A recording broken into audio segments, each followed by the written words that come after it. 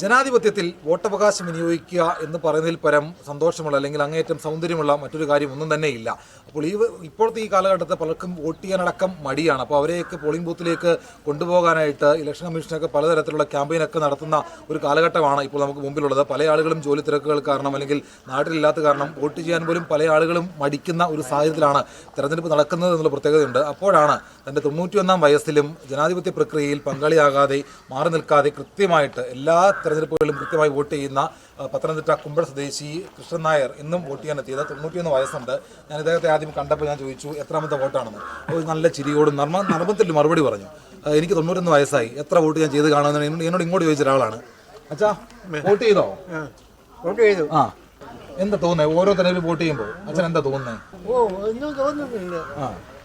പിന്നെ ഈ വോട്ടിന് വരണമെന്ന് തോന്നി വന്നു, അല്ലാതെ വരുന്നില്ലെന്ന് വെച്ചാൽ വരാതിരിക്കാൻ തോന്നുന്നില്ല.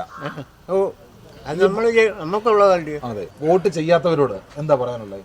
അവരോട് എന്താ പറയാൻ, അവർ വരാറുണ്ട്. ഇപ്പൊ ശൈലജ തന്നെ ഒരു ഞങ്ങളുടെ വാർഡിൽ നിന്ന് ഒരു 10-25 പോയിക്കളുണ്ട്. അവർ വരുമോ? അതെ, അപ്പൊ സന്തോഷം. ഓക്കെയാണ്. അതാണ്. അപ്പോൾ അച്ചായന് പ്രായത്തിൻ്റെതായ ശാരീരിക അസ്വസ്ഥതകളൊന്നുമില്ല, പക്ഷെ കേൾവിക്ക് ചെറിയൊരു പ്രശ്നമുണ്ട്. എന്നാൽ പോലും എല്ലാ കാര്യവും കൃത്യമായിട്ട് അദ്ദേഹം ജനാധിപത്യത്തിൽ പങ്കാളിയാവുകയാണ്. വോട്ട് ചെയ്യണം, അത് നമ്മുടെ അവകാശമാണ്, അത് നമ്മുടെ വോട്ട് നമ്മൾ തന്നെ ചെയ്യണം എന്നുള്ള ഒരു കാര്യങ്ങൾ കൂടിയാണ് തൻ്റെ 91 വയസ്സിലും അദ്ദേഹം മാതൃകയായിട്ട് പറഞ്ഞു നൽകുന്നത്. സഞ്ജയ് ഇക്ബാലിനൊപ്പം പത്തനംതിട്ടയിൽ നിന്ന് ഷിജോ കുര്യൻ, 24.